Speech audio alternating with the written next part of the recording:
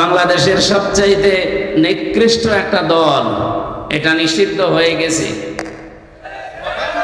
এই দেশের জন্য এটা একটা নিয়ামত।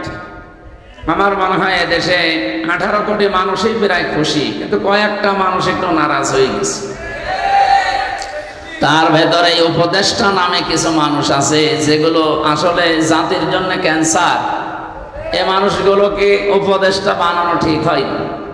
তারপর যে মাহফুজ আলম একজন, এই শয়তান তার নিজের কথা ঠিক রাখতে পারে নাই। যে এই কথাগুলো বলে সে শপথ নিয়েছিল, শপথ ভঙ্গ অলরেডি সে করে ফেলেছে। এই জন্য সে এখন অবৈধ উপদেষ্টা। এই কথা বললে না কেন? আরে ভাই, অন্যায় যে করবে তার বিরুদ্ধে যদি কেউ প্রতিবাদ না করে, ওর ইমানের সমস্যা আছে। উনি একটা অন্যায় করেছে অলরেডি। এই বাংলাদেশ থেকে ফ্যাসিবাদ বিদায় করার পর এটা নিষিদ্ধ করার জন্য যারা সবচাইতে বেশি ভূমিকা রেখেছিল তারা ইসলামপন্থী মানুষ। আপনি দেখেন, ইসলামপন্থী মানুষগুলোই বেশি ভূমিকা রেখেছে, আর এদের কারণে অলরেডি নিষিদ্ধ হয়ে গেছে। এই মানুষগুলোর মন মেজাজ অন্যদিকে কি করে ডাইভার্ট করা যায়, অন্যদিকে নিয়ে যাওয়া যায়, এই জন্য হঠাৎ করে এই অবৈধ উপদেষ্টা এই উল্টা পাল্টা বকতেছে। মানে মনে হয় মানসিক রোগী হয়ে গেছে। এই জন্য বাইরে ওনারে রাখা আমার মনে হয় ঠিক না, ওনারে পাবনায় পাঠানো দরকার। বাড়ি তো লক্ষ্মীপুরে, অত দূর থেকে পাবনা নিয়ে আসাও তো সমস্যা। এই জন্য হাত পা বেঁধে নিয়ে আসা দরকার। অন্তত 15-20 দিন রাখেন, ওই বড় বড় ইঞ্জেকশন আছে, কয়েকটা দিলে ঠিক হয়ে যাবে। কয়েকদিন আগে আমি পাবনায় গিয়েছিলাম পাগলা গারা দেখার জন্য। ওনারা বলছে হুজুর পাগল আর বেশি নেই, সব চলে গেছে, ভালো হয়ে হয়ে চলে গেছে। এই উপদেষ্টার ভেতরে যারা আজ অবৈধ উপদেষ্টা হয়ে গেছে, নিজেদের শপথ ভঙ্গ করে যা কথা দিয়েছিল জাতির সাথে, তারা এই কথাগুলো না রেখে অন্যদিকে যেতে চায়, ফ্যাসিস্টদের দালালি করতে চায়। এদের মনে হয় কিছু জিনিস ভেতরে দেওয়ার জন্য পাবনায় পাঠাতে হবে। আপনারা রাজি আছেন না? তাদের সুযোগ পায় সামনে জাতি, আমার মনে হয় তাদেরকে পাবনায় পাঠাবে ইনশাআল্লাহ, যদি ওরা ভালো না হয়। যেহেতু স্থান কাল পাত্র ভেদে কথা বলা এটাই নিয়ম। আমি মান্ধাত আমলের কাহিনী শুরু করলাম। এখন যেটা চলছে এটার সাথে কোরআন মিলাতে হবে। আমরা যেখান থেকে পড়েছি এখান থেকেই মিলাবো ইনশাআল্লাহ। এই সাতক্ষীরা এবছরে যে কয়বার আসলাম, একটা আশার বাণী শুনিয়েছিলাম। যেহেতু নিষিদ্ধ হয়েছে এমনি হয়নি, এর পেছনে অনেক কিছু লুকিয়ে আছে। 1500 বছর আগে কোরআনে কারিমে আল্লাহ ভবিষ্যৎবাণী দিয়েছিলেন জালেমদের বিরুদ্ধে, সেগুলো সব দিনের পরে দিন ফলতেছে। কোরআনে কারিম জানিয়েছে, ওয়ালা তাহসাবান্নাল্লাযীনা বলতে ওয়ালা তাহসাবান্নাল্লাহা গাফিলান আম্মা ইয়ামালুজ জালিমুন ইন্নামা নুআখিরুহুম লিয়াউমিন তাশখাসু ফীহিল আবসার।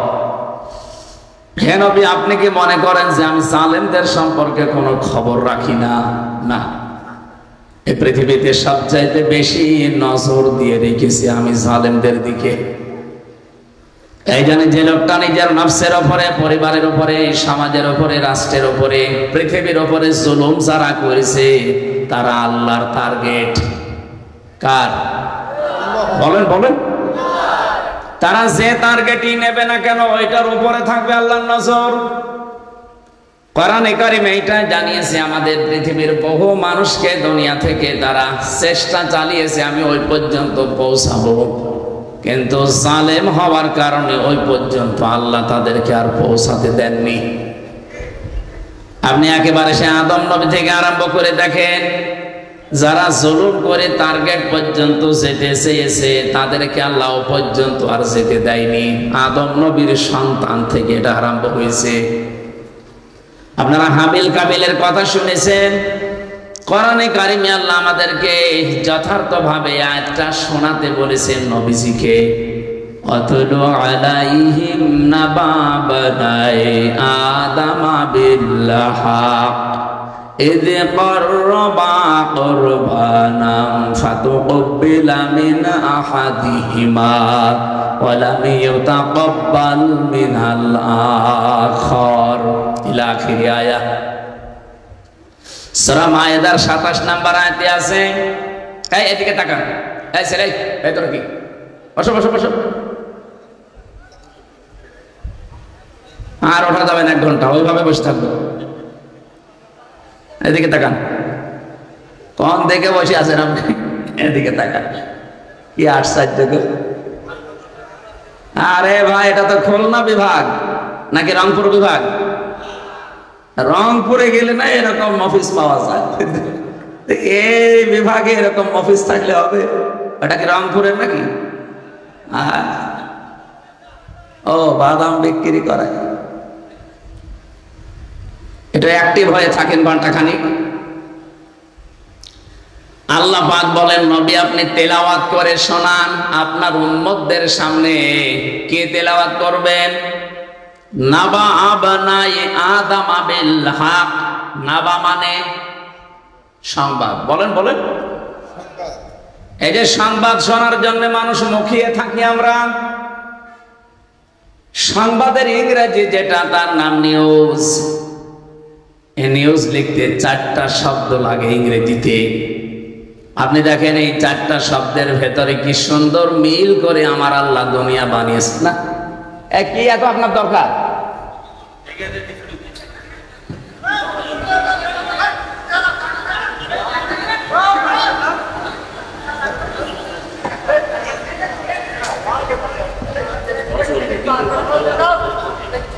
আর আপনি যদি নড়েন না, আপনার খবর আছে। আর মুখ মশার জন্য টিস্যু আর জায়গা পাচ্ছে না, এখানে এসেছে।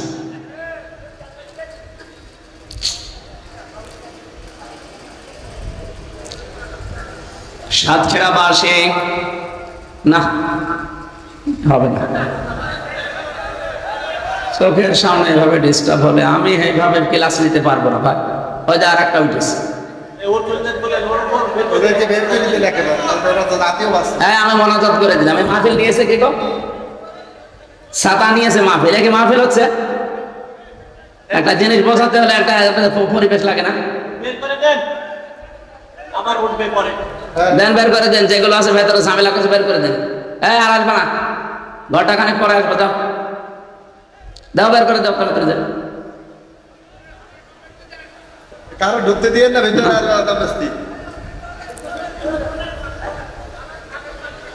সুবহানাল্লাহ, আলহামদুলিল্লাহ, লা ইলাহা ইল্লাল্লাহ। সুবহানাল্লাহ, আলহামদুলিল্লাহ, লা ইলাহা ইল্লাল্লাহ, লা ইলাহা ইল্লাল্লাহ, মুহাম্মাদুর রাসূলুল্লাহ। আমার ভাইরা, নাবা লিখতে যে 4টা শব্দ আমরা বলেছি, নাবা শব্দের বাংলা অর্থ দাঁড়ায় নিউজ, সংবাদ, ব্রেকিং নিউজ বলা হয় এটাকে। কোরআনে কারিমে নাবা নামে আল্লাহ একটা সূরাও দিয়েছেন, মহা সংবাদ নামে। এই মাত্র কোন ঘটনা ঘটে গেছে, এরকম ঘটনাকে আরবিতে নাবা বলা হয়। আপনি ইংরেজিতে যে শব্দটা বলছিলাম নিউজ, এন দিয়ে আপনি যদি এই দুনিয়াকে ধরতে চান তাহলে নর্থ ধরবেন। এন এর পরে আমরা দেখি নিউজ লিখতে ই লাগে, ই দিয়ে আপনি ইস্ট ধরবেন। এরপরে আরেকটা অক্ষর আছে ডাব্লিউ, ডাব্লিউ মানে ওয়েস্ট। এরপরে শেষে আছে এস, এস মানে সাউথ।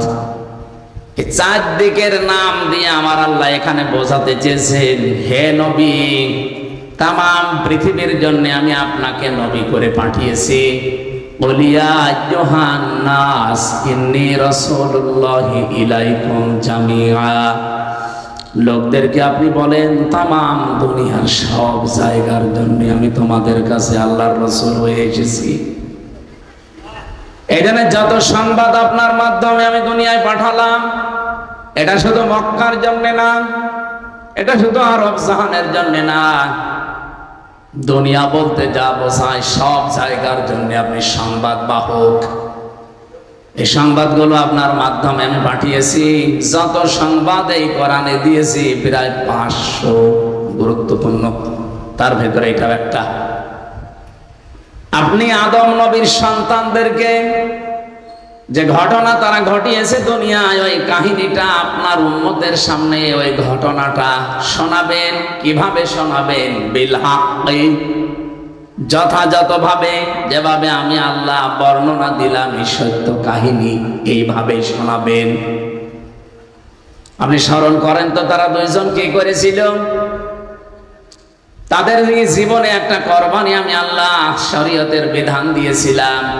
আমাদের যেমন পশুর গলায় ছুরি দেওয়া লাগে, ওই জামানায় পশু জবাই করে ওরা চাটিয়াল ময়দানে রেখে আসতো।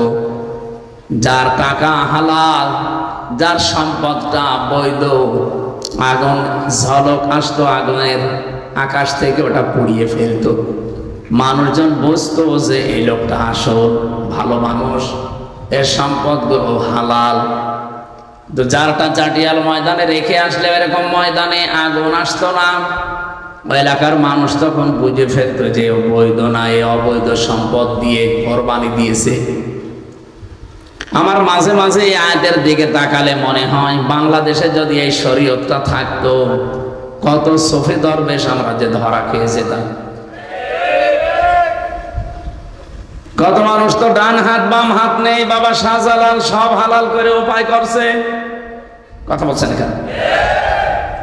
মানিত্তাআমা লাইসা লাহু ফালাইসা মিন্না ওয়ালিয়াতাবাওয়া মাকআদাহু মিনান নার, মুসলিম শরীফের হাদিস। নবীজি বলেন, কোন ব্যক্তি যদি অন্যের জিনিস নিজের দখলে নিয়ে নেয় যেটা তার না, দুইটা শাস্তির জন্য সে যেন রেডি হয়ে থাকে। ফালাইসা মিন্না, ওই দিন থেকে সে আমি নবীর দলভুক্ত নেই, বের হয়ে গেছে। 2 নম্বরে ওয়ালিয়াতাবাওয়া মাকআদাহু মিনান নার, সে যেন জাহান্নামে টিকিট কেটে নিজের একটা স্থান বরাদ্দ করে নিল। বলেন নাউজুবিল্লাহ। সাতক্ষীরাবাসী কি বুঝলেন এই হাদিস থেকে? যেটা আপনার ছিল না ওটা যদি আপনি দখলে রাখেন, আপনি নবীর উম্মত আর নেই। আগস্টের 5 তারিখের পরে বাংলাদেশে বহু মানুষ কিন্তু এই হাদিসের ভেতরে অলরেডি পড়ে গেছে। এক কথা বলেন এখানে, যেটা যার না সে কিন্তু জোর করে জবরদস্তি করে যেভাবে হোক নিজের দখলে অলরেডি রেখেছে। এমনকি চাঁদাবাজি করে হলেও, এ জেলায় হয়তো এখনো আরম্ভ হয়নি, কুষ্টিয়াতে অলরেডি এগুলো অনেকেই করেছে। যারা এগুলো করেছেন, আপনি যতই বড় দাড়ি রাখেন, 5 ওয়াক্ত না স্বামী ওসমানের মতো যদি 72 রাকাত তাহাজ্জুদ পড়েন, আপনি নবীর উম্মত আর নেই, বের হয়ে গেছেন। এখানে আলেম যারা আছে জিজ্ঞাসা করে বলেন তো এদের, যে নবীর উম্মত যদি কেউ না থাকে, ও নামাজ পড়লে, রোজা রাখলে, হজ করে আসলেও ওর জানাজা জায়েজ আছে? ও তো নবীর উম্মতই নেই, ওরে জানাজা দেবেন কি করে, কবরে রাখবেন কি বলে? বিসমিল্লাহি ওয়া আলা মিল্লাতি রাসূলিল্লাহ বলবেন যে আল্লাহর নামে রাসূলের দলে দিয়ে গেলাম। ও তো রাসূলের দলে আর নেই। এই চরিত্র এখানে যদি কারো থাকে, আমি জানি এরকম মানুষ এখানে আসে নাই, আর ওরা এখানে আসবেও না। কিন্তু এগুলো রেকর্ড হচ্ছে, তো এজন্য বলছি, কেউ যদি এরকম চরিত্রের থেকে থাকেন, ওই সম্পদ আগে ফেরত দেবেন। এক কথা বলেন এখানে। আর আপনি যদি জেনে শুনে এরকম কোন মানুষের জানাজায় যান, কবর দিতে যান, আপনিও গুনাহগার, কারণ আপনি মিথ্যা সাক্ষী দিচ্ছেন। কি এটা বিসমিল্লাহি ওয়া আলা মিল্লাতি রাসূলিল্লাহ এটা সাক্ষী না? কেন এই মিথ্যা কথা বলা লাগবে? 3টা বছর আমি জেলখানায় ফাঁসির ওই কন্ডেম সেলের ভেতরে মাওলানা মামুনুল হকের সাথে ছিলাম। যেহেতু দিনের বেলায় আমরা বারান্দায় এক জায়গায় বসতাম, আর রাতের বেলা তালা লাগিয়ে দিত। আমার মনে হয় 3টা বছরের প্রতিদিন উনি আমাকে এই কথা বলতে ভোলেননি যে হামজা, বাইরে যদি যেতে পারি কোনো বেঈমানের জানাজা পড়াবো না। বেঈমান পান কোথায় আপনি? বেঈমান তো ভরা। ওই দিনে হাদিসটা শুনেছিলাম ওনার কাছে।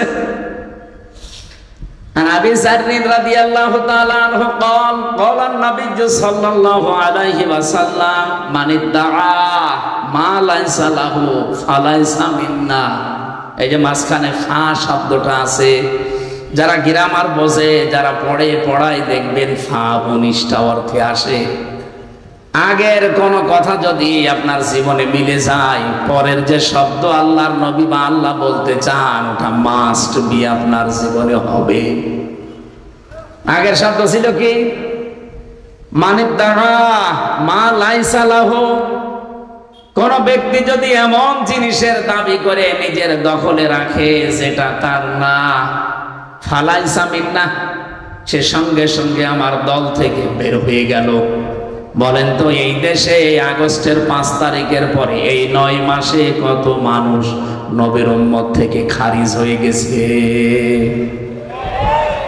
কি বেশি বলে ফেলেন? ঠিক আছে, মানে একেবারে 100 ঠিক আছে। ওয়ালিয়াতাবাওয়া মাকাদাহু মিনান নার, সে যেন জাহান্নামে নিজের একটা স্থান তৈরি করে নিল। আমার হাদিসটা পড়লেই কেমন যেন একটা দলের দিকে, আপনি আবার মনে করেন না যে ওই দলকে বলছে, মানে যাদের চরিত্র এরকম আমার মন শুধু ওই দিকে টেনে যায়। এই দেশে এরকম দল নেই। সে 5 তারিখের পর থেকে তারা যে আরম্ভ করেছে আল্লাহর নামে, এখনো অনেকে চালিয়ে যাচ্ছে। আজকেও একজন ধরা পড়েছে লালমনিরহাটে চাঁদাবাজি করতে গিয়ে। একজন নেতা সেদিন বলছিল আওয়ামী লীগ তো নেই, ছাত্রলীগ তো নিষিদ্ধ, তাহলে এদেশে চাঁদাবাজি করে কে? ফেরেশতা জিবরাইলকে জিজ্ঞাসা করেন। এক কথা বলছে নাকি? যারা এগুলো করেছেন তাদেরকে আবার বলছে ফেরত দেন। যারটা যা নিয়েছেন, যদি একটা চুল পরিমাণ কোন সম্পদ, ফেরত দিয়ে দেন। আপনি বলেন এগুলো আমাদের কাছ থেকেও নিয়েছিল এই জন্য নিচ্ছি, হ্যাঁ এটা ঠিক আছে।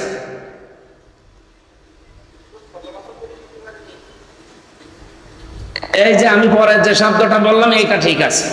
এতদিন যারা আমাদের কাছ থেকে নিয়েছে, ওই জিনিস আমারই ছিল, কিন্তু আমার কাছ থেকে কেড়ে নিয়েছিল বিভিন্ন উল্টাপাল্টা কাজ করে, হয় মামলা দিয়ে, নাই মিথ্যা সাক্ষী দিয়ে, নাই ভয় দেখিয়ে। এরকম কি হয়েছে বাংলাদেশে? এ জেলায় তো আরো বেশি হয়েছে। এজন্য যে জিনিস আপনারই ছিল কিন্তু আপনি হারিয়ে ফেলেছিলেন, অন্য কেউ দখলে নিয়েছিল, অথবা অবৈধ কোনো ভাবে এসে ওইটা নিয়ে নিয়েছিল, ওটা যদি আপনি এখন আবার ফেরত পান, আপনার অসুবিধা নেই। এই হাদিসের টিকার ভেতরে দেখবেন, আমি বাইরে জেলে আসতে, জেল থেকে মামুনুল হকের কাছে হাদিস শুনে বহুবার শুনেছি। এটা বাইরে এসে এই হাদিসগুলো আমি মিলিয়ে 61 নাম্বার হাদিস, যতগুলো টিকা আমি দেখেছি হাদিসের, সবগুলো এই যে যা বলছি বাংলায় এইটাই আছে। বিশ্বনবী জানিয়েছেন কোন জিনিস যদি তোমারই থাকে কিন্তু এটা হাত ছাড়া হয়ে গেছে, ওইটা যদি আবার তুমি ফেরত পাও, তাহলে এই হাদিসের যে শাস্তি, সেই শাস্তির আওতামুক্ত থাকবা। এই হাদিসের শাস্তি ছিল কি? যে আপনি নবীর উম্মত আর থাকতে পারবেন না, কিন্তু আপনার জিনিস যদি আপনি আবার ফেরত পান, তাহলে হাদিসের শাস্তি আপনার জন্য না। এটা ইসলামী ব্যাংক যারা দখল করে নিয়েছিল, ওইটা যাদেরটা আবার তারা ফেরত পেয়েছে। এই কথা বলবেন না কেন? না, অনেকে আবার বলছে এটাও চিন্তায় হয়ে গেছে। আপনাকে কি পাগলা কুত্তায় কামড় দিয়েছে, নাকি আপনার বিবেকের উপরে কুকুরে প্রসাব করে দিয়েছে? যে ব্যাংক যাদের তারা লুট করে, তা বানিয়েছিল, তারা আবার ফেরত পেয়েছে। এই 15.5 বছরে যে যা হারিয়েছে, দখল হয়ে গেছে, ওইটা এখন যদি ফেরত নেন, কোনো গুনাহ নেই আপনার। এই 7 রাতে যে যা উপায় করেছে অবৈধ ভাবে, ওইটা আবার নিয়ে নেবেন যদি আপনার হয়ে থাকে। দৈন্যের কোন জিনিস চুল পরিমাণও অবৈধ ভাবে নিজের দখলে রাখা যাবে না। কথা বোঝা গেছে না? হযরত আদম নবীর সন্তানের কাহিনীটা কেন আল্লাহ যথাযথভাবে শোনাতে বললেন, একটু খেয়াল করে শোনেন। এখানে আমাদের জন্য একটা শিক্ষা আছে। এই দুইজন ভাই তারা হাবিল আর কাবিল, এরা ময়দানে চাটিয়াল ময়দানে রেখে এসেছে জবাই করে পশু। যারটা হালাল ছিল, যার ভেতরে তাকওয়া ছিল, সেটা কবুল হয়ে গেছে পুড়ে, কিন্তু যেটা কবুল হয়নি উল্টা দিকে গেছে। ও ডাক দিয়ে বলে, হ্যাঁ আমারটা হয়নি, তোরটা হইলো কেন? লাকাতুলান্নাকা, আমি অবশ্যই তোকে মেরে ফেলবো। ওই সময় হাবিল নামে যে সন্তানটা, সেও কিন্তু হাত প্রসারিত করতে পারত, তার গায়েও শক্তি ছিল। 15.5 বছরে যারা এই দেশের ইমানদারদের উপরে, বিশেষ করে যারা ইসলামপন্থী, এই মানুষগুলোর উপরে যা করেছে, এই মানুষগুলো কিন্তু অতটুকু না পারলেও কিছুটা করতে পারত। কিন্তু আমরা তো কোরআনে কারিমের কাহিনী সে জন্মের পর থেকে শুনেছি। আদম নবীর সন্তান হাবিল ওই দিন বলেছিলেন, না ক্বালা ইন্নামা ইয়াতাকাব্বালুল্লাহু মিনাল মুত্তাকিন। এটা আপনাদের মাদ্রাসার মাহফিল, এখানে অনেক আলেম থাকতে পারেন। ইন্নার পরে যদি মা যুক্ত হয়, বাংলা অর্থ দাঁড়ায় একমাত্র, কেবলমাত্র, শুধুমাত্র, হবেই হবে, এরাই। 33টা অর্থ আছে। ইন্নার পরে মা যুক্ত করিয়া হযরতে আদমের সন্তান কি বোঝাতে চাইলেন? শুধু তার ভাই কাবিলকে কথা বলেননি, কিয়ামত পর্যন্ত যেহেতু এই কথাটা কোরআনে আল্লাহ দিয়ে দিয়েছেন, তার মানে তার বক্তব্যটা তামাম দুনিয়ার মানুষের জন্যই ছিল। যদিও ভাইকে উদ্দেশ্য করে বলেছিলেন, হে আমার ভাই, আপনারটা কবুল হয়নি, ওটা আপনার দোষ। আমারটা হয়েছে, এটা আপনার, আমার নেক নিয়তের কারণে, তাকওয়ার কারণে। আপনি ভালো করে শুনে রাখেন, কেবলমাত্র, শুধুমাত্র, একমাত্র যারা মুত্তাকি, তাকওয়াবান, এই মানুষগুলোর সম্পদ, এদের ইবাদত, এদের নিয়ত আল্লাহ কবুল করে থাকেন। অসাক্ষীরা বাস, আমি এতক্ষণ পর্যন্ত যেটা বোঝানোর জন্য পর্যন্ত আসলাম, তার সামারাইজ এইটা। জোর করে কোনো কিছু আল্লাহর দরবারে কবুল করানো যায় না। কবুল করাতে হলে মাস্ট বি, ভেতরে তাকওয়া তৈরি করা লাগে। আর তাকওয়া কারে বলে? আমাদের এই উপমহাদেশে আমরা অনেকে আছি যারা তাকওয়া বুঝি শুধু পোশাকের তাকওয়া, লেবাসের না। শুধু লেবাস আর পোশাকের তাকওয়া আসল না, মাস্ট বি, এগুলো লাগবে। কিন্তু নবীজি তাকওয়া বলার সময় বলেছিলেন, আত-তাকওয়া হাহুনা, তাকওয়া এখানে থাকে। মানুষের অন্তরে যদি আল্লাহ ভীতি তৈরি না হয়, যেহেতু এই জায়গায় ইঙ্গিত দিলেন কেন? এখন বিজ্ঞান প্রমাণ করে দেখছে, মানুষের এই 3.5 হাত বডির ভেতরে একটা গোশতের টুকরা আছে। আলা ইন্না ফিল জাসাদি মুদগাতুন ইদা সালাহাত সালাহাল জাসাদু ওয়া ইদা ফাসাদাত ফাসাদাল জাসাদু আলা ওয়াহিয়াল কলব। জেনে রাখো, সাবধান, প্রতিটি মানুষের 3.5 হাত বডির ভেতরে একটা গোশতের টুকরা আছে। ওইটা যদি ভালো হয়ে যায়, ওটা যদি সংশোধন হয়ে যায়, সালাহাত মানে সংশোধন হওয়া, তাহলে পুরা মানুষটাই ভালো হয়ে থাকে। আর ওইটা যদি একবার খারাপ হয়ে যায়, নষ্ট হয়ে যায়, ফাসাদাত ফাসাদাল জাসাদু। ফাসাদ দিলেন কেন? ফাসাদ মানে শুধু বিশৃঙ্খলা না, ফাসাদ মানে শুধুমাত্র অশান্তি না, ফাসাদ মানে নষ্ট হয়ে যাওয়া, ফাসাদ মানে অযোগ্য হয়ে যাওয়া, ফাসাদ মানে অবৈধ হয়ে যাওয়া। যেটা যেখানে রাখা দরকার, ওই জায়গায় থাকার যোগ্যতা যদি তার না থাকে, ওইটাকে আমরা বলি নষ্ট হয়ে গেছে, অবৈধ হয়ে গেছে। এই যে মুরগির মুরগির পেটের নিচে যে 8টা 10টা ডিম আমরা দেই, সবগুলো থেকে কি বাচ্চা হয়? হয়তো 2-3টা নষ্ট হয়ে যায়, তখন মুরগি নিজে ওই যেগুলো নষ্ট, ওগুলো পা দিয়ে মুখ দিয়ে ফেলে দেয়, কারণ ওখানে থাকার জন্য একটা আলাদা যোগ্যতা লাগে। মুরগি যে তাপটা তার দেহ থেকে, শরীর থেকে এই ডিমগুলোর উপরে ছাড়বে, নষ্ট জিনিসের উপরে সে ছাড়তে পারে না। আপনি মুরগিকে একটু খেয়াল করে দেখেন, নষ্ট হয়ে গেলেও ঠকিয়ে ঠকিয়েই ফেলে দেয়। আল্লাহ তাকওয়ার ব্যাখ্যা করতে গিয়ে আধুনিক তাফসীরগুলো আপনারা যদি কেউ পড়তে পারেন, বুঝতে পারেন, যারা আলেম তো বুঝবে, আমার আল্লাহ কেন তাকওয়াবানদের সম্পদ, তাদের ইবাদত, তাদের নিয়ত কবুল করে থাকেন? আর হাদিস আয়াতের ব্যাখ্যা করতে গিয়ে কেন এই জায়গার নাম বললেন নবীজি?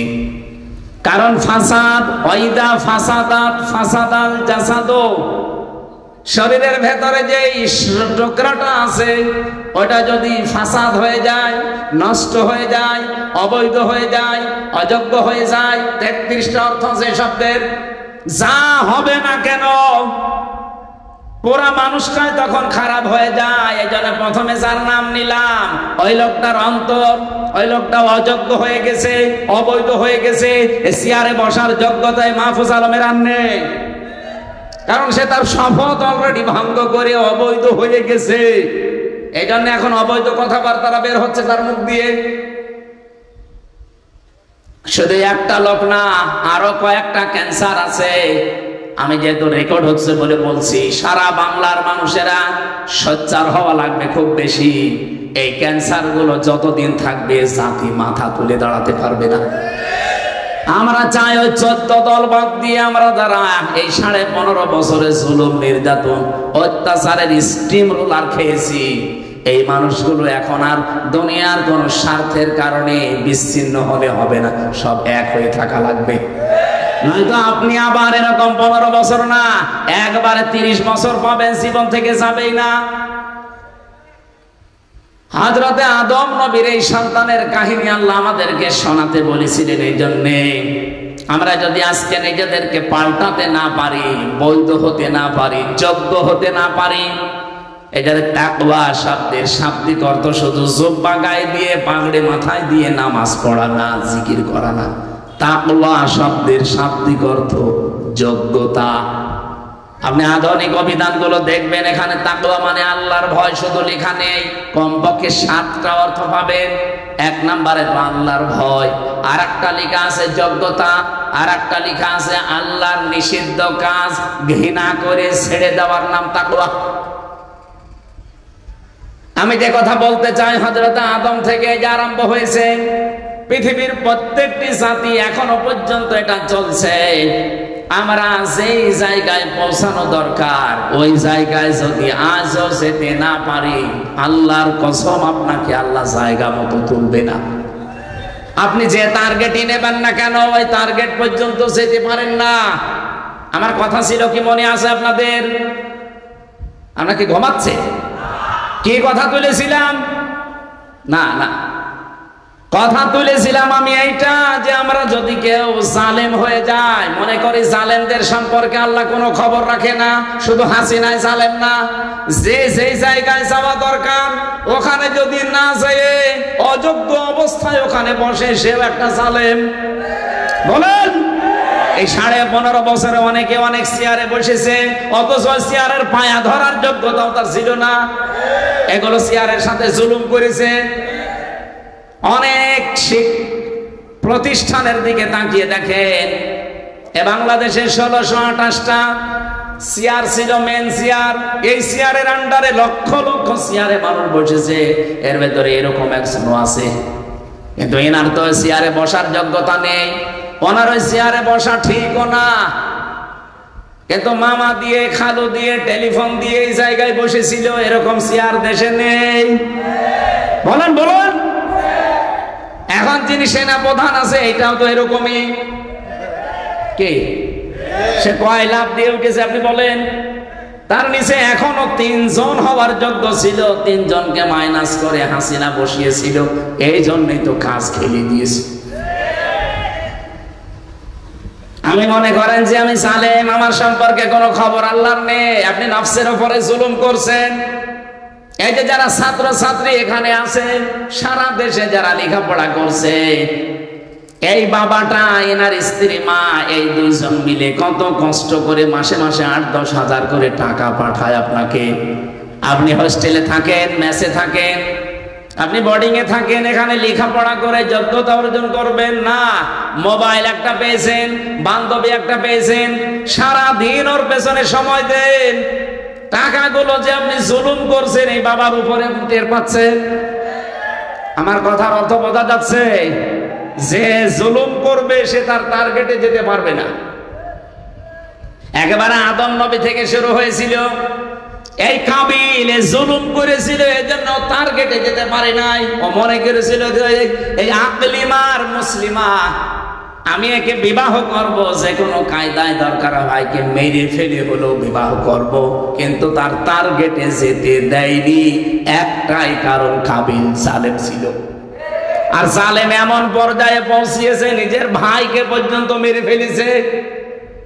যে পৃথিবীতে সর্বপ্রথম মানুষ হত্যা আরম্ভ হয়েছে কাবিলকে দিয়ে, কিয়ামতের দিন এই কাবিলের বিচার আল্লাহ প্রথম করবেন।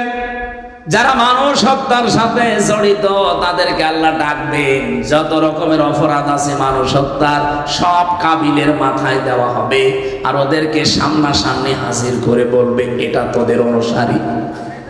কিয়ামতের ময়দানে যারা মানুষ হত্যাকারীর তালিকায় আসবে, এই কাবিলের সামনে যারা পাশাপাশি দাঁড়াবে, আমার মনে হয় এর ভেতরে হাসিনাও থাকবে। কারণ কাবিল মানুষ মেরেছিল একজন, আর হাসিনা 2732 জন। এটা সরকারি জরিপ, এটা তো শুধু 24-এ। আপনি 13 সালেরটা ধরবেন না? কথা বলে না কেন? এই 15.5 বছর ধরবেন না? আরে ভাই, এগুলো তো মেরেই ফেলেছে। এগুলো তো একেবারে স্পষ্ট 57 জন অফিসার, হেফাজতের আলেমদের, আর এই 24-এ।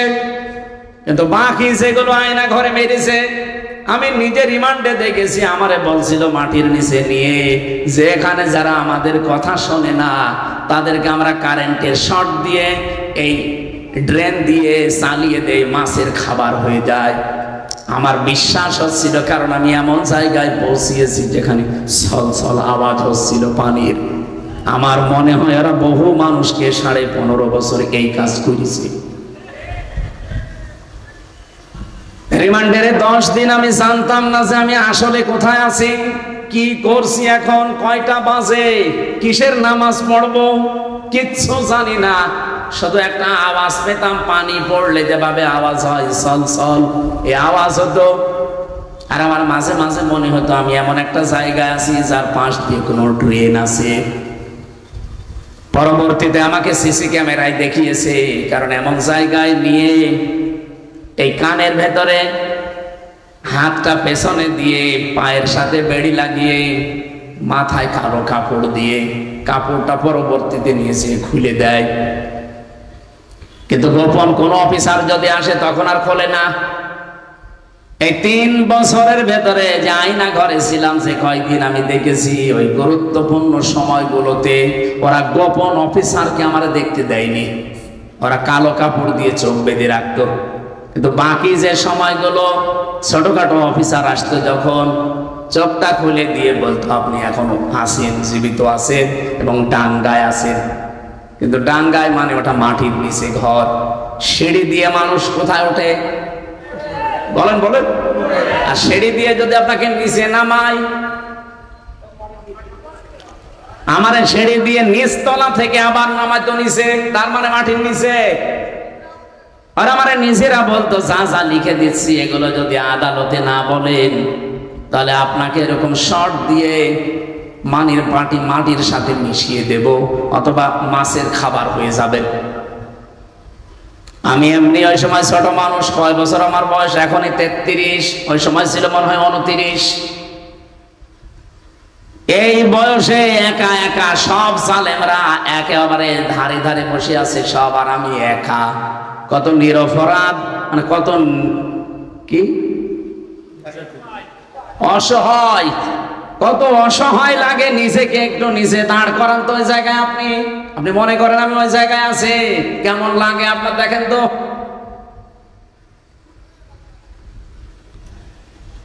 এই মানুষগুলোকে এমনি নিষিদ্ধ করা হয়নি, এদের পাপের বোঝা কোরআনে বলেছে ইন্নামা নুমলি লাহুম লিয়াজদাদু ইসমা। ওদের পাপের বোঝা পরিপূর্ণ হয়ে গেছে। ধরা 1টা 2টা মানুষ হত্যার তালিকায় থাকলে তো হয়, কত মানুষ আয়না ঘরে আমি জানি ওরা বিদায় হয়ে গেছে। কেউ 7 মাস 8 মাস পরে একবার খোঁজ পেত যে এখন আমাকে ডাকবে। 7 মাস 8 মাস পরে একবার ডাকে, হামজা এমনকি কেউ 10 বছর 12 বছর 14 বছর পড়ে আছে, এদিকে 3.5 হাত, এদিকে সর্বোচ্চ 1.5 হাত, এতটুকু জায়গায় একটা মানুষ 14 বছর পড়ে আছে। লোকটা জানে না যে এখন কোন বছর, এটা যে কয় সাল চলছে তার জানা নেই, এটা যে কোন মাস সে জানে না, এটা যে কি বার চলছে সে জানে না, এখন কয়টা বাজে ওটাও জানে না, এমনকি ওর নিজের নাম কি ওটাও ভুলে গেছে। আপনি বলেন তো, একটা মানুষকে যদি 10 বছর কেউ না ডাকে, ওর নিজের নামও কেউ ডাকে না, ও যাকে জানে না যে আমার নাম কি, ওর নাম মনে থাকবে কি করে? আমার নাম তো ডাকা লাগবে নাকি? কেউ ডাকে না। আর এত বড় বড় নখ হয়েছে তো মানুষের, 4 মাস 5 মাস পরে একবার একটা ব্লেড দেয় না, ওই যে নেল কাটার ওইটা দেয়। ব্লেড ব্যবহার করা নিষিদ্ধ, ওরা মনে করে ব্লেড দিলে যদি আবার গলায় পোঁছ দেয়। এত বড় যাদের নখ হয়ে গেছে, চুল দাড়ি গোঁফ দেখলে মনে হবে আপনি প্রথমে এসে জঙ্গল থেকে বেরিয়ে আসতেছে। ওরাই দেওয়ালের সাথে ভাবে লিখতো খোসা খোসা আঙ্গুল দিয়ে যে ভাই যদি কেউ বাইরে যেতে পারেন, আমারে হালকা মোবাইল নাম্বারটা একটু বাইরে জানাবেন যে আমি বেঁচে আছি। এভাবে কত মানুষ হত্যা করেছে আয়না ঘরে। আরে 15.5 বছরে অবশ্যই একজন গুরু ছিল, ঠাকুর ছিল, অবশ্যই একজন হুকুমদাতা, ডাইরেক্ট ইনডাইরেক্ট ছিল। বলেন, কোরআনে কারীম জানিয়েছে কিয়ামতের দিন যেহেতু সর্বপ্রথম কাবিলের বিচার শুরু হবে, কারণ সে খুনি। আর এই খুনির সামনে কিয়ামত পর্যন্ত যত খুনি আছে তাদেরকে হাজির করা হবে। আমার মনে হয় কিয়ামতে কাবিলের সামনে হাসিনাও থাকবে। এই জন্য কাবিলের আশা আমার আল্লাহ পূরণ করেনিও, যে পর্যন্ত যাবে ও পর্যন্ত আল্লাহ তারা যেতে দেয়নি, ওকে আল্লাহ পরবর্তীতে ধ্বংস করে দিয়েছে। এখান থেকে কি বুঝলেন আপনি? এই পৃথিবীর নিয়মটা এই, কেউ যদি জুলুম করে, জুলুম করলে আল্লাহ তাকে ওর জায়গা পর্যন্ত যেতে দেয় না, তাকে আগেই লেজ কেটে দেয়। এই জন্য ইন্না শানিয়াকা, বলেন বলেন, ইন্না শানিয়াকা হুয়াল আবতার, হে নবী ওরাই নির্বংশ হয়ে যাবে। বাস্তবতা এইটাই দেখেছি। সূরা হুদের তাফসীর পড়তে গিয়ে পেয়েছিলাম এই পৃথিবীতে একটা মানুষকে আজরাইল জান কবজ করতে এসে আজরাইল পর্যন্ত কেটে ফেলেছিল। কে? সাদ্দাদ। এই সাদ্দাদের জান কবজ করতে যেদিন সর্বপ্রথম আসবে, ওই দিন আল্লাহর অর্ডার ছিল ওর মার জান কবজ করো। ওই যে সাগরের ভেতরে ভাসছিল, ওই দিন তাকে তার মাকে জান কবজ করে নিয়ে যাওয়ার সময় ফেরেশতা আজরাইল কেটে ফেলেছিল। যে মাসুম বাচ্চাটা এই সাগরের ভেতরে তক্তায় ভাসতেছে, এই অবস্থায় যদি তার মাকে এখন আমি নিয়ে চলে যাই, এ বাচ্চার কি হবে? আল্লাহ বলেন কি হবে ওটা তোমার বিষয় না, ওটা আমার বিষয়, নিয়ে আসো ওর মাকে। এই দিন আজরাইল কেঁদে ফেলেছিল, এটা তাফসীরে তাবারির ভেতরে পাবেন। দ্বিতীয় নম্বরে আজরাইল কেঁদেছিল এই লোকটাকে সেদিন ও জান্নাত উদ্বোধন করবে, সেই দিন জান্নাতের মেন গেটে ফেরেশতা আজরাইল ফকিরের বেশে বসে আছে, ডাক দিয়ে বলে আমার সাথে একটু কথা বলা লাগবে। সাদ্দাত বলেছে কে তুমি, এখানে আসলে কি করে? বলে কানটা একটু নিচু করেন ঘোড়ার পিঠ থেকে, কানে কানে বলতে চাই। কান যেই নিচু করে দিয়েছে, মুখ নিয়ে বলছে আমি কিন্তু দুনিয়ার সাধারণ কোন ফকির না, আমি ফেরেশতা আজরাইল, আমি এসেছি তোমার জান এই মুহূর্তে কবজ করার জন্য। সাদ্দাত ওই দিন বলেছিল ফেরেশতা আমার একটু সময় দাও, আমি 20 বছর কষ্ট করে 22,000 শ্রমিক কাজে লাগিয়ে আমার আয়ত্তে যত সোনা রূপা ছিল সব কিছু জান্নাতের ভেতরে সাজিয়েছি, শুধু আমি একটু এক নজর দেখবো আর চলে আসবো, এরপরে জানটা কবজ করে নিও। ফেরেশতা আজরাইল ওই দিনে যে কথাই বলেছে, এদিকে তাকান, এই কথাই ওই দিন বলেছিল ইযা জাআ আজালুহুম লা ইস্তাখিরুনা সাআতাও ওয়া লা ইস্তাকদিমুন। এই পৃথিবীতে প্রত্যেকটি মানুষের জন্য, জীবের জন্য হায়াত নির্ধারণ করা আছে। সময় যখন হয়ে যাবে ও লোকটা 1 সেকেন্ড আগেও মরবে না, 1 সেকেন্ড পরেও মরবে না। সুতরাং সময় আমার হাতে আর নেই। তুমি জান্নাত ঘুরে এসে তারপরে ধরা দেবে না, জান্নাতের মেন গেটেও ঢুকতে পারবে না। ও জান্নাতের মেন গেটের যে চৌকাঠ ছিল, ওই চৌকাঠে পা দেওয়ার আগে ঘোড়ার পিঠ থেকে পড়ে গেছে, জান শেষ। তাফসীরে মুফাসসির এখানে লিখতে চেয়েছেন, আমি বললাম তাবারিতে আছে, আপনি একটু বাড়ি যেয়ে যদি পারেন দেখেন শিক্ষার জন্য। মুফাসসির বলেন তার যে এত আশা, এত আকাঙ্ক্ষা, এত কষ্ট সহ্য করে বানানো জান্নাত, সে আজকে প্রবেশ করতেও পারে না, উদ্বোধন করতেও পারলো না। কেন জানো? কারণ জান্নাত বানাতে গিয়ে যত জুলুম, অত্যাচার, নির্যাতন দেশের মানুষের উপরে করেছিল, তার ভেতরে একজন বিধবা মেয়ে লোক ছিল। একটা বিধবা মেয়ে লোকের স্বামী নেই, মা বাবা নেই, একদিকে এতিম আর একদিকে বিধবা। এই মহিলার শুধু 1 টুকরা স্বর্ণ ছিল। ওর পেয়াদারা যে বলে ওইটাও দেওয়া লাগবে, বাদশার স্বপ্ন পূরণ করা লাগবে, সে জান্নাত বানাচ্ছে। ও বলেছিল এটা নেবেন না, না ওটা লাগবে। জোর করে যখন নিতে গেছে তখন মেয়েটা মাটিতে গড়াগড়ি দিয়েছিল। ভালো করে খেয়াল করবেন, এখানে একটা শিক্ষা আছে। ওই দিন মেয়েটা বরদোয়া দিয়েছিল, রব্বুল আলামিন ইত্তাকি দাওয়াতাল মাজলুম ফাইন্নাহা লাইসা বাইনাহু ওয়া বাইনাল্লাহি হিজাব। নবীজি জানিয়েছেন, হে পৃথিবীর মানুষেরা, যা করো কিন্তু মাজলুমের বরদোয়া থেকে বেঁচে থাকবা, কারণ মাজলুমের বরদোয়া আর আল্লাহর ভেতরে কোনো পর্দা থাকে না। মেয়েটা ওই দিন মাজলুম অবস্থায়, অসহায় অবস্থায়, একদিকে এতিম আর একদিকে বিধবা, এরপরে অসহায়, এরপরে মাজলুম, দোয়া করে বলেছিল, মাবুদ আমার শেষ সম্বলটুকু যে জালেম কেড়ে নিল, তার স্বপ্ন সাত তুমি পূরণ করতে দিও না। মুফাসসির লিখেছেন 7টা পয়েন্টের এটা একটা পয়েন্ট।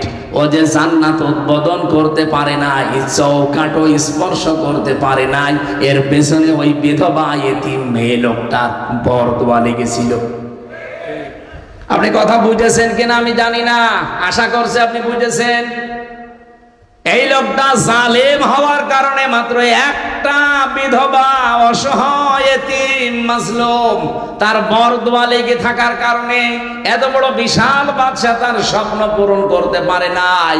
এ 15.5 বছরে যারা দায়িত্বে ছিলেন, নিজেদের গদি ঠিক রাখার জন্য, ক্ষমতার চেয়ার রাখতে গিয়ে কত মানুষের চোখের পানি ঝরিয়েছেন আপনি বলেন। কথা বলেন না কেন?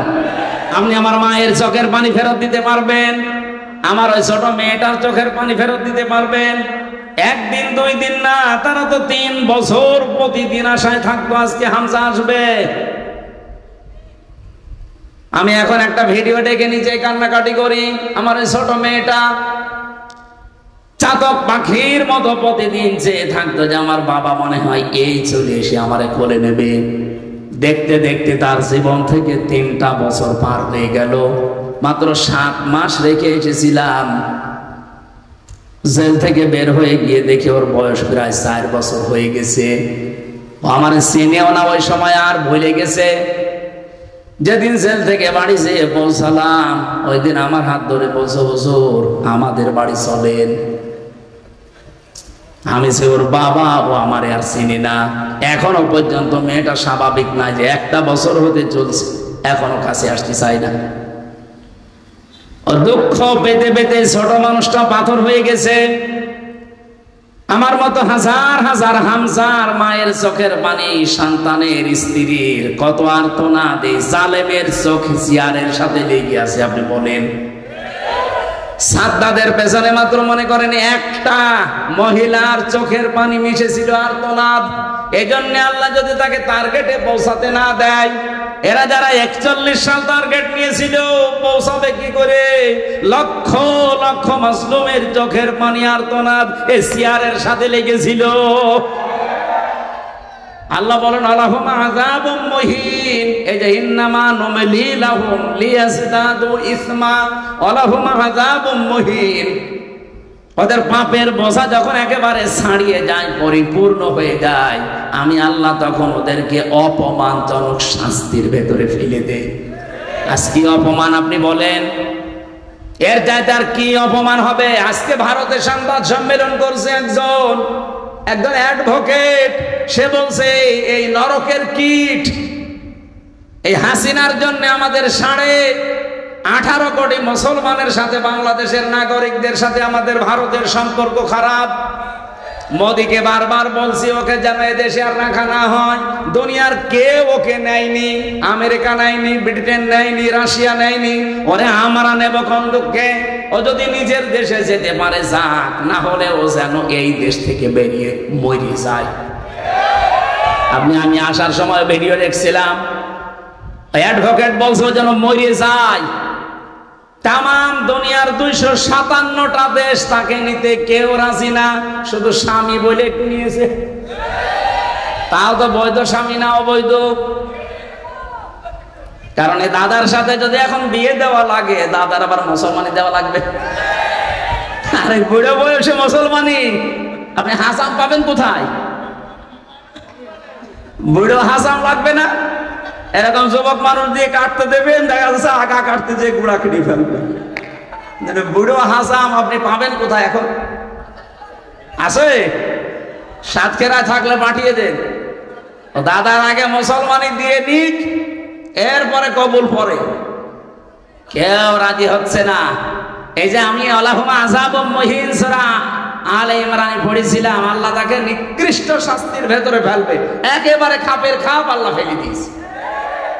এই জন্য কোন মানুষ যদি জুলুম করে, জালেম যারা, তাদেরকে আল্লাহ টার্গেট পর্যন্ত যেতে দেয় না, তার আগেই তার লেজ কেটে দেয়। এটা পৃথিবীতে হয়েছে, কিয়ামত পর্যন্ত এইভাবে হবে। এই জন্য কেউ কারো উপরে জুলুম করবেন না। এখনো অনেকে জুলুম করছে। বাংলাদেশ জামাত ইসলামী এটা একটা মাসলুম দল। ওই 71-এর 47-এর এ সমস্ত ধোয়া তুলে যদি এদের উপরে আপনি আবার অবিচার করেন, এই 54 বছর দেখলেন না যে বাংলাদেশের চরিত্র ভালো কাদের? এই কথা বলেন না কেন? ওই 71-এর আগের গণগান বাদ দেন। এই দেশে রাজাকারের তালিকা দিয়েছিল না? এই কথা বলেন না কেন?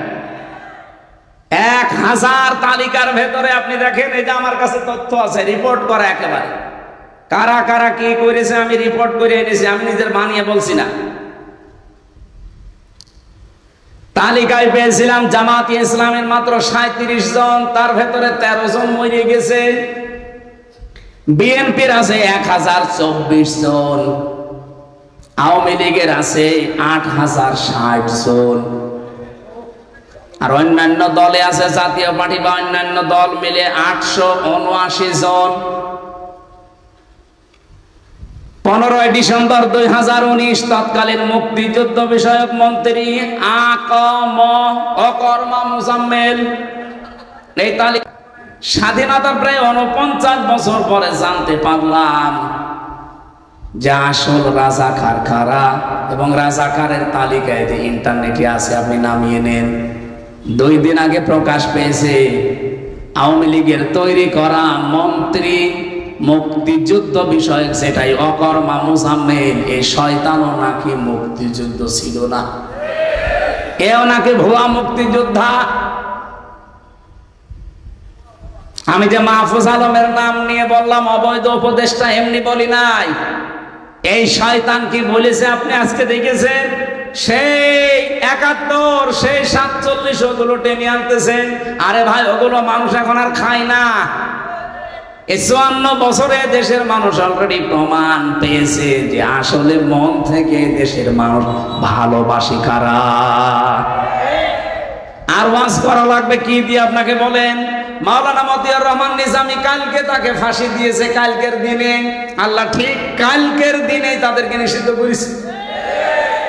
কোরআনে পড়েছিলাম ইন্নাহুম ইয়াকিদুনা কাইদা ওয়া কিদু কাইদা ফামাহিলিল কাফিরিনা আমহিলহুম রুয়াইদা।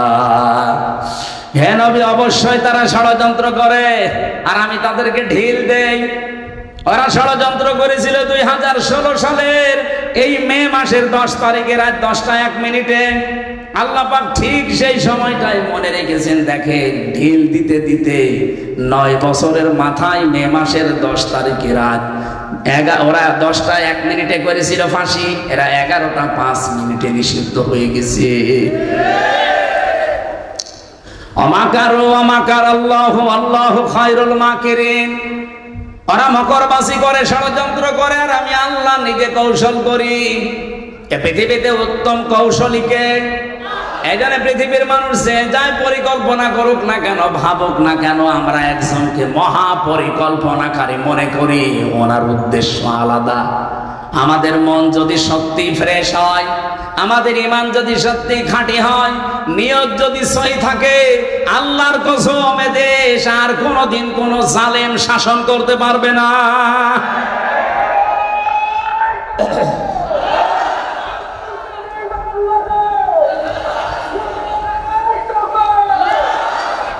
আপনারা যদি মন খারাপ করেন যে না, নাম বললো কেন, আরে ভাই, এটা প্রমাণ বাংলাদেশে অলরেডি হয়ে গেছে। মাওলানা মতিউর রহমান নিজামী মন্ত্রী ছিলেন, শুধু এমপি না, মন্ত্রী ছিলেন। মন্ত্রীর চেয়ার 5 বছর চালিয়ে 36 টাকা রাষ্ট্রকে ফেরত দিয়েছে। এর চাই তার কি প্রমাণ লাগবে বাংলাদেশে আপনার কাছে বলেন? আমরা তো সবাইকেই দেখেছি। আরে আমার নাই 33 বছর, আমি নাই সব না দেখলে এ মুরব্বী তো দেখেছে। জিজ্ঞাসা করে দেখেন তো, এই 54 বছরে যারাই গেল পরপর 1972 সালের 10 জানুয়ারি থেকে 74 সালের 15 আগস্ট পর্যন্ত, এই যে 2 বছরে 40,000 মামলা হয়েছিল বাংলাদেশে। কিন্তু জামাত ইসলামের একজনের বিরুদ্ধেও কোনো মামলা আপনি দেখাতে পারবেন না। তখন কিছুই বললেন না কেন? কি শক্তি আপনাকে বাধা দিয়েছে? আপনাকে বলা লাগবে? আমি যা তথ্য বলছি সব নিজে পড়েছি, ইতিহাস। 1972 সালের জানুয়ারির 10 তারিখের সকাল 11টা থেকে তালিকা শুরু হয়। 74 সালের 15 আগস্ট পর্যন্ত 40,000 মামলা হয়েছিল এই দেশে। স্বাধীনতার বিপক্ষে যারা যারা আছে, বিরোধিতা করেছে 40,000। একটা মামলায় কোনো জামাত নেতার নাম নেই। আপনি যদি দেখাতে পারেন বলেন, আমি ইতিহাস থেকে পড়ে বলছি। কই, তখন আজ পর্যন্ত কেউ কথা বলে নাই। হঠাৎ করে ওই পুরাতন ইস্যুর সামনে নিয়ে আসতেছেন। আপনার কোনো মতলব আছে? আপনার মতলব এইটাই, এত বড় ফ্যাসিস্ট, এত একটা জানোয়ার মার্কা দল যারা নিষিদ্ধ হয়েছে, তাদের পেছনে যারা কলকাঠি নাড়িয়েছে তারা ইসলামপন্থীরা। আপনি দেখেন, এই 3 দিনে যারা ছিল সব মুসলমানের সন্তানেরা। হঠাৎ করে আজ জাতির মন মেজাজ কথা চিন্তা অন্যদিকে ঘোরানোর জন্য এই মাহফুজ আলম নামে যে অবৈধ উপদেষ্টা, একে লাগিয়েছে। অবশ্যই কেউ পিছনে আছে।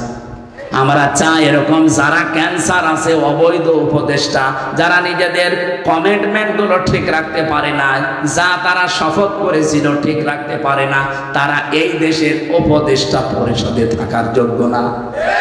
এই অবৈধ গুলোকে নামিয়ে দেন। যারা দেশপ্রেমিক, দেশকে যারা সত্যি ভালোবাসবে জীবন দিয়ে, এই যে পাকিস্তানের যারা বনিয়ান মারসুসের পরে পাকিস্তান আজ দাঁড়িয়ে গেছে। বনিয়ান মারসুস, এটা কোরআন থেকে সূরা সফের 4 নম্বর আয়াত থেকে নেওয়া। আল্লাহ বলেন, ইন্নাল্লাহা ইউহিব্বুল্লাযীনা ইউকাতিলুনা ফি সাবিলিহি সাফফান কান্নাহুম বুনিয়ানুম মারসুস। অবশ্যই আমি আল্লাহ ভালোবাসি যারা সীসা গলা প্রাচীরের মতো আমি আল্লাহর জন্য জিহাদের ময়দানে সশস্ত্র দাঁড়িয়ে যায়। এখানে শুধু দাঁড়িয়ে যাওয়া না, সশস্ত্র দাঁড়ানোর কথা আছে। কান্নাহুম বুনিয়ানুম মারসুস, যারা সশস্ত্র একেবারে সীসা গলা প্রাচীরের মতো দাঁড়িয়ে যায়। পাকিস্তান 3 দিনে এত বড় জায়গায় এমনি পৌঁছায়নি। আপনি ইতিহাসগুলো 3 দিনের দেখেন। 40 জন নারী পুরুষকে তারা সই নিয়েছে। আল্লাহর নামে শপথ বাক্য পাঠ করিয়ে পাঠিয়েছে। এই বনিয়ানুম মারসুসে এই অপারেশনটা করার জন্য যান। ওরা আল্লাহর নামে শপথ নিয়ে বিদায় নেওয়ার সময় প্রত্যেকটা ক্যাপ্টেনের, আর্মির মার বাবা প্রশাসনকে জানিয়েছে, আমার এই ছেলের যদি সামনে গুলি লাগে নিয়ে আসবা, পেছনে গুলি লাগে নিয়ে আসবা না, সাগরে ফেলে দিবা, বন জঙ্গলে ফেলে দিবা, ও ছেলে আমার দরকার নেই। 40 জনকে ঠিক কোরআনের এই আয়াত মেনে ওরা পাঠিয়েছে। ওরা সব ঠিক মতো আঘাত করে আবার ফিরে এসেছে, একটাও মরে নাই। 40 জনের সব ফেরত এসেছে। মাঝখান থেকে এই গরুর মদ খাওয়া আর এই শুকর খাওয়া জাতি একটা একটা করে সব বিড়ালের মতো কুকুরের মতো মরে পড়েছিল। এমনি নমো নমো নমস্কার দিয়েছে। নিয়ত যদি সত্যি আপনার ভালো থাকে, বিজয় দেওয়ার মালিক পৃথিবীর কেউ না। বিজয় দেওয়ার মালিক কে? ওয়ালা তাহিনু ওয়ালা তাহজানু ওয়া আনতুমুল আ'লাউনা ইন কুনতুম মুমিনিন। এখানে আলেম না আপনি? শব্দটা আয়াত, কোরআনের আয়াত, এটা কিন্তু আরবি গ্রামার অনুযায়ী ঠিক নেই। একে জিজ্ঞাসা করে দেখেন, ওয়ালা তাহিনু ওয়ালা তাহজানু, ভয় পেও না, চিন্তা করবা না। ওয়া আনতুম আ'লাউনা ছিল, মাঝখানে আলিফ লাম লাগিয়ে দিলেন আল্লাহ কেন? আরবি গ্রামার আমরা যারা পড়ি, পড়াই, বুঝি, বোঝাচ্ছি মানুষদেরকে, জিজ্ঞাসা করে দেখবেন গ্রামার অনুযায়ী বালাগাত মান থেকে আয়াতটা ভুল। কারণ মুবতাদা যদি সবসময় মারেফা হয়, খবর হবে বিপরীত নাকেরা। অথচ আল্লাহ আনতুম এটা মুবতাদা, এটা মারেফা। আ'লাউনা এটা খবর, অথচ আলিফ লাম দিয়ে এটাও মারেফা করে দিলেন। আরবি গ্রামারে বলা হয়, খবর যদি কোনো সময় মারেফা হয়ে যায় তাহলে ইফিদুল হাসরা, হাসরের ফায়দা দেবে। বাংলা অর্থ দাঁড়াবে হবে, শেষে হস্যাই লাগাতে হবে, না তো আপনি অর্থ মেলাতে পারবেন না। আল্লাহ বলেন কোনো চিন্তা নেই, কোনো ভয় নেই, বিজয়ী তোমরা হবে যদি মুমিন হতে পারো। ওদের ভেতরে যে ঈমান ছিল আর ওদের যে আকাঙ্ক্ষা ছিল, 3 বছর 9 বছর লাগে নাই, মাত্র 3 দিনে আল্লাহ তাদেরকে বিজয় দিয়ে দিয়েছে। যে সৈন্যটা মরেছে পাকিস্তানের ক্যাপ্টেন, তার বাবা বলেছিল যদি সামনে গুলি লাগে নিয়ে আসবা, পেছনে লাগলে নিয়ে আসবা না। তাকে নিয়ে আসার পরে মাটি দেবে। ওর বাবা বলেছে দাঁড়ান, আমি বলেছিলাম না আমার ছেলেকে নিয়ে আসবেন না যদি পেছনে গুলি লাগে? বলে চাচা আফসোস করবেন না, আপনার ছেলের গুলি পেছনে একটাও লাগে না, সামনে গুলি লেগেছে 22টা। এরকম মন নিয়ে বাংলাদেশে এখন হাজার হাজার এরকম ক্যাপ্টেন দাঁড়িয়ে আছে। যতই মিথ্যাচার করেন, যতই উল্টা পাল্টা দোষ লাগিয়ে দেন, কিচ্ছু করতে পারবেন না। এ দেশ ইনশাআল্লাহ ইসলামের হাতে চলে আসবে। আমি আন্দাজে কিচ্ছু বলি না ভাই। আগস্টের 5 তারিখের আগের রিপোর্ট, এই দেশে মাত্র 100 জনের 15 জন বলতো আমরা এদেশে ইসলাম চাই। এই কথা বলছে না কেন? আপনি জরিপগুলো দেখেন, আন্তর্জাতিক যে জরিপ আছে, 100 জনের মাত্র 15 জন বলতো আমরা ইসলাম চাই। এখন 100 জনের 77 জন বলছে আমরা এদেশে রাষ্ট্রীয় ভাবে ইসলাম চাই। আওয়ামী লীগ এমনি নিষিদ্ধ হয়েছে, 100 জনের 77 জনে চলে গেছে। 66 জন ছিল 1 তারিখে। আজকে কয় তারিখ? 11 তারিখ। মাত্র এই 10 দিনের ব্যবধানে 77 জন হয়ে গেছে। আপনি আর কিছুদিন যেতে দেন, আমার তো মনে হচ্ছে বাংলাদেশের 100 জনের 100 জন মানুষ বলবে আমরা এই দেশে ইসলাম চাই। আজকের আলোচনার বিষয় যেহেতু বলেছিলাম গিরিপথ, আমি জালেমদের ওই বিষয়ে আর গেলাম না। আমি আশা করি আপনারা বুঝেছেন, কেউ যদি জুলুম করে তাকে টার্গেটে যেতে দেয় না কে? কারণ সে টার্গেট কার? আল্লাহ। এটা আছে সূরা 25 নম্বর পারা 6 নম্বর পৃষ্ঠা 13 নম্বর লাইনের 42 নম্বর আয়াতে আছে, ইন্নামাস সাবিলু আলাল্লাযিনা ইয়াজলিমুনান নাস। অবশ্যই আমি আল্লাহ মামলা দেব তাদের বিরুদ্ধে যারা মানুষ হয়ে মানুষের উপর জুলুম করে। সুতরাং আগামীতে যারা চেয়ারে বসবেন, কারা আসবেন আমরা জানি না, জুলুম করবেন না, আপনিও কিন্তু টার্গেট হয়ে যাবেন কার? আর আল্লাহর টার্গেটে পড়লে যত 41 সাল 71 সাল টার্গেট নেন, জীবনেও পর্যন্ত যেতে বলেন বলেন। সুতরাং জালেমদের সম্পর্কে আল্লাহর খবর আছে না নেই? আমরা আল্লাহর ওপর ওটা ছেড়ে দিলাম। আজ বাংলাদেশে বহু মানুষ এমন এখনো পর্যন্ত মনে করে যে আমি নামাজ পড়ি, রোজা রাখি, পাগড়ি গায়ে পাগড়ি পরি, আমি তাহাজ্জুদের নামাজ পড়ি, দান সাদকা করি, এই তো হয়ে গেল। আবার দলদারি করা লাগবে, আবার ওই কঠিন পথে যাওয়া লাগবে। আল্লাহ সেইটাই জানিয়েছেন, সফল হতে চাও উলাইকা আসহাবুল মাইমানা, যদি সৌভাগ্যশালী হতে চাও, সফল হতে চাও, এই উপরে বর্ণিত কয়েকটা কাজ জীবনের সাথে মিলিয়ে নাও। আল্লাহ রাব্বুল আলামিন কয়েকটা নিয়ামতের কথা আমাদের প্রথমে স্মরণ করিয়েছেন, এরপরে দিয়েছেন ফালাকাতা হামাল আকাবাতা ওমা আদরাকা মাল আকাবা। আমি যাব ব্যাখ্যায়, আগে দেখি কয়েকটা নিয়ামত। আলাম নাজআল লাহু আইনাইন ওয়া লিসানা ওয়া শাফাতাইন ওয়া হাদাইনাহুন নাজদাইন। রাব্বুল আলামিন বলেন, মানুষকে আমি কি দুইটা চোখ দেইনি? আলাম নাজআল লাহু আইনাইন, দুইটা চোখ কি আমি দেইনি? চোখ কেন দিয়েছেন আল্লাহ? শুধু দেখার জন্য? আল্লাহ রাব্বুল আলামিন চোখের জন্য যত কথা কোরআনে কারিমে দিয়েছেন, দুইটা আরবি আমি চোখের ব্যাপারে পেয়েছি। চোখ দিয়ে মানুষ যেহেতু দেখে, দেখার গুরুত্বপূর্ণ আরবি হচ্ছে নাজারা আর র।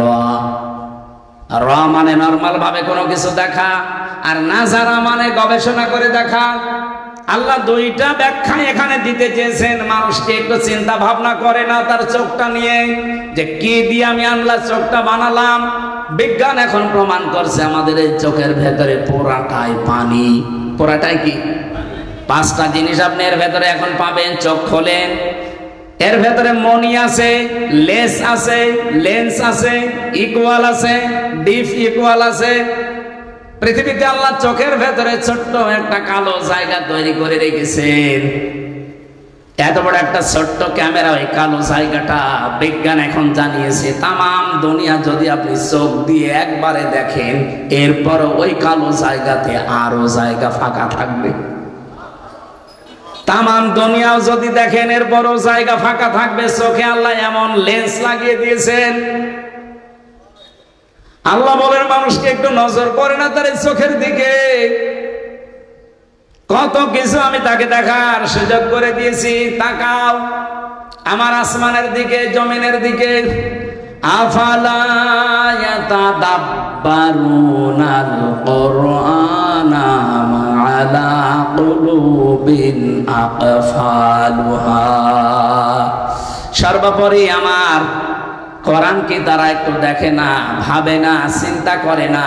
তার মানে এটা দেখলেই তো আপনি চিন্তা করবেন, ভাববেন। এটা দেখে না, এটা চিন্তা করে না, ভাবে না, নাকি ওদের অন্তর তালাবদ্ধ হয়ে গেছে? ইন্না ফি খালকিস সামাওয়াতি ওয়াল আরদ ইখতিলাফিল লাইলি ওয়ান নাহার লায়াতিল লিউলিল আলবাব। আসমান জমিনের দিকে একটু তাকাতে পারো না?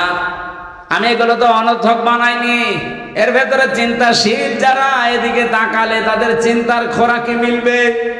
আমি আল্লাহ তাদেরকে সবচাইতে গুরুত্বপূর্ণ দুইটি জিনিস পুরা শরীরের ভেতরে, তার নামে চোখ। এই চোখের দিকে একটু যেন সে নজর করে। চোখে আবার নজর করে কি করে? চোখই তো মানুষকে নজর করে দেখবে, তাকাবে, যে চোখের ভেতরে আবার নজর কি? আফালা ইয়ানজুরুনা ইলাল ইবিলি কাইফা খুলিকাত। নাজারা শব্দের ব্যাখ্যা বলছিলাম না, শুধুমাত্র দেখার নাম নাজারা না, গবেষণা করে দেখার নাম নাজারা। উঠের দিকে আল্লাহ তাকাতে বললেন, নজর দিয়ে গবেষণার দৃষ্টিতে একটু তাকাও, কেমন ভাবে মরুভূমির জাহাজ বানিয়ে রেখেছি। একটা একটা করে এখানে প্রায় আমি 89টা জিনিস পেয়েছি তাফসীরে। শুধু এই যে নাজাআল্লাহু আইনাইন, আপনি চোখ দিয়ে কি কি দেখতে পারেন আর কি কি নিতে পারেন ওখান থেকে। আলিসানা ওয়া শাফাতাইন, আমি কি মানুষকে একটা জহব্বা দেয়নি, ঠোঁট দেয়নি, এই যেটা দিয়ে মানুষ কথা বলে? বিজ্ঞান এখন প্রমাণ করছে জহব্বার ভেতরে আমার আল্লাহ 4500 আচ্ছাদন স্তর দিয়ে রেখেছে। আপনি যদি 4500 খাবার একবারে জহব্বার উপরে দিতে থাকেন, একটার পরে একটা, জব্বার স্বাদ নিতে নিতে বলতে পারবে এইটার এই স্বাদ, এইটার এই স্বাদ। তো বাস্তবে এই পৃথিবীতে আজ পর্যন্ত আমার যতটুকু দেখা চোখে, যতটুকু পড়াশোনা করে পেয়েছি, 220 প্রকারের উপরে কোনো খাবার আমি এই পৃথিবীতে পাইনি। শুধু বাংলাদেশ না, বিশ্বের বহু দেশে আল্লাহ আমার ছোট বয়সে করিয়েছে। ছোট মাত্র 220 প্রকার খাবার আমি আজ পর্যন্ত পেয়েছি, এর উপরে আমি আর পাইনি। এ সাতক্ষীরায় যত নামি দামি রেস্টুরেন্ট হোক, হোটেল হোক, বলেন তো সর্বোচ্চ কত প্রকার খাবার রান্না হয়? নাই 25-30 প্রকার। আমি গাজীপুরে একটা হোটেল পেয়েছিলাম নিরিবিলি, ওখানে 180 প্রকার খাবার রান্না হয়। হোটেলের মালিক তো আমি, আমার একটা মাহফিল নিয়েছিল, ওরে বললাম ভাই যা আছে সব নিয়ে আসেন। খাবার একটা একটা করে নিয়ে আসছিল। এটা কি? কাঁঠালের পাতা ভর্তা। কাঁঠালের পাতা ভর্তা করে একটা তরকারি বানিয়ে দিয়েছে। এইটা কি? বাঁশের পাতা ভর্তা। মানে কায়দা কৌশল করে করে, বিভিন্ন জিনিস দিয়ে ওইটা ভর্তা করে দেয়। এরকম যত রকমের মাছ আছে, যত রকমের ডিম আছে, শুধু মুরগির ডিম, হাঁসের ডিম, ছোট পাখির ডিম না, যত রকমের ডিম হতে পারে সব ডিম ওর কাছে পাবেন। যত রকমের মাছ আছে ওই হাওড় এলাকায়, কিশোরগঞ্জের, সবও নিয়ে আসে। যত রকমের গোশত পাওয়া যায়, চায়ের যেগুলো সব রান্না করে। সব মিলে আমি ওর ওই যে জায়গায় খাবার বিছিয়ে রাখে, একটা একটা করে গণনা করে দেখেছি 180 প্রকার। এর উপরে আর বলছে আমরা আর পারি না। আর পাবেন কোনে? আপনি কাঁঠালের পাতা ভর্তা করে তরকারি বানিয়ে দিতেছে, আপনি আর পাবেন কোথায়? অথচ আল্লাহ ঝাট্টায় কয়েক ইঞ্চি জহব্বার ভেতরে আচ্ছাদন স্তর দিয়েছেন কত? আল্লাহ লিসানান এমনি দিয়েছেন, লিসানা ওয়া শাফাতাইন। আমি কি মানুষকে জহব্বা একটা দেইনি যেটা দিয়ে সে কথা বলে? ঠোঁট দিয়েছি। শুধু জহব্বা থাকলেই কথা বলতে পারবে না, ঠোঁট থাকা লাগবে। এই জন্য ঠোঁট কাটা যাদের, ওদের কথা স্পষ্ট হয় না। এই কথা বলছে না কেন? ঠোঁট কাটা যাদের, এমনকি জহব্বা যদি কারো একটু ছোট হয়, কথা বেজে যায়, গোংড়ানো ভাব হয়। আল্লাহ বলেন তোরটা তো ওভাবে ছোট করিনি, তোর ঠোঁট আমি কেটে দেইনি। ঠোঁট দিয়েছি 2টা, জহব্বা দিয়েছি একটা, কথা বলার মতো যোগ্যতা দিয়েছি। এমনকি অনেকের ঠোঁট আছে, জহব্বা আছে, সব পরিপূর্ণ মাপ আছে, কিন্তু কথা বলতে পারে না। বাক শক্তি আল্লাহ রুদ্ধ করে দিয়েছে। যাদের দিয়েছে আল্লাহ, তাদেরকে নিয়ামতটা স্মরণ করিয়েছেন। ওয়াহাদাইনাহুন নাজদাইন। আমি তোদের জন্য 2টা পথ বাতলিয়ে দিয়েছি, ঘোষণা দিয়েছি, একটা ভালো একটা মন্দ। এই পথগুলোর কথা বলতে বলতে আমার আল্লাহ এবার আলোচনার ধরন পাল্টিয়ে ফেলেছেন। ফালাকতাহামাল আকাবাতা ওয়া মা আদরাকা মাল আকাবা। হে নবী, আপনাকে কিসে জানাবে? ওই ঘাঁটি সম্পর্কে, ওই গিরিপথ সম্পর্কে, যেই গিরিপথ বাড়ি দিয়ে জীবনের সফলতা নিয়ে আসা যায়। এবার আমার আসল কথা শুরু হচ্ছে। বাংলার মানুষ সহ বিশ্বে যারা শুনতেছেন, যদি সফল হতে চান, শুধু নরম কাজ, আমি নামাজ পড়ে, রোজা রাখি, জিকির আজকার করে, দান সাদকা করে, টুপি মাথায় দেয়, আমার তো হয়ে গেছে না। আপনি সফল হতে হলে গিরিপথ পাড়ি দেওয়া লাগবে, ঘাঁটি অতিক্রম করা লাগবে। আল্লাহ সেই ঘাঁটিটার কথা জানিয়েছেন। ওমা আদরাকা মাল হুতামা। হে নবী, আপনি কি জানেন ওই ঘাঁটি কি? ফাক্কু রাকাবা। সেটা হচ্ছে দাস মুক্তিকরণ। এইদিকে তাকান। এই বাংলাদেশে যারা সফল হবে, যাদের সফলতার চাবিকাঠি আল্লাহ বলেছেন, তারা হচ্ছে ওই মানুষ যারা মানুষকে দাস মুক্ত করার চেষ্টা করে। দাস মুক্ত মানে এই পৃথিবীতে মানুষ আমরা দাস কার? আরো জোরে। আল্লাহর দাসত্ব বাদ দিয়া যারা মানুষ হয়ে মানুষের দাসত্ব করেন। কত মানুষের দাসত্বের গোলামের জিনজির আমাদের গলায় পরিয়ে দেওয়ার জন্য অনেকে চেষ্টায় আছে। এই ভারত এই 54 বছর এইটাই করেছে। আমরা যেন তাদের আজ্ঞাবহ হয়ে থাকি না। এই বাংলাদেশে আজ তারা সফলতার মুখ দেখবে, যারা মানুষকে মানুষের দাসত্ব থেকে মুক্ত করে আল্লাহর দাসত্বে নিয়ে আসার চেষ্টা করছে। আমার কথার অর্থ বোঝা গেছে? 2 নম্বরে কি? আও ইতামামুন ফি ইয়াউমিন যি মাসগাবা, যে মানুষগুলো এই পৃথিবীর ময়দানে এতিমের মুখে খাবার তুলে দেওয়ার জন্য ব্যস্ত। এতিম মানে শুধু মা বাবা নেই, এরা এতিম না, অসহায় মিসকিন এতিম যারা, এদেরকে খাবার পৌঁছিয়ে দেওয়ার জন্য যারা কর্মসূচি নেয়। এই যে তাপদাহ চলছে আজ বাংলাদেশে, অলরেডি 45 ডিগ্রি চলছে আপনার সাতক্ষীরায়, মংলায় চলছে 49 ডিগ্রি সেলসিয়াস, কুষ্টিয়ায় চলছে 43। মানুষের নাভিশ্বাস উঠে যাচ্ছে। আর সারা বাংলাদেশে প্রায় 34 জনের উপরে হিট স্ট্রোক করে হাসপাতালে, অনেকে মরেই গেছে। এই কঠিন অবস্থায় আজ যারা মানুষের পাশে দাঁড়িয়েছে, আপনি বলেন। কুষ্টিয়ায় দেখলাম বাংলাদেশ জামাত ইসলামের পক্ষ থেকে স্যালাইন, পানি আর শরবত নিয়ে এই পথচারী যারা আছে, যারা খেটে খায়, তাদেরকে দিয়ে আসতেছে। এরা সফল হবে না, আপনি হবেন? আপনার এরকম কোন কর্মসূচি দেশে আছে?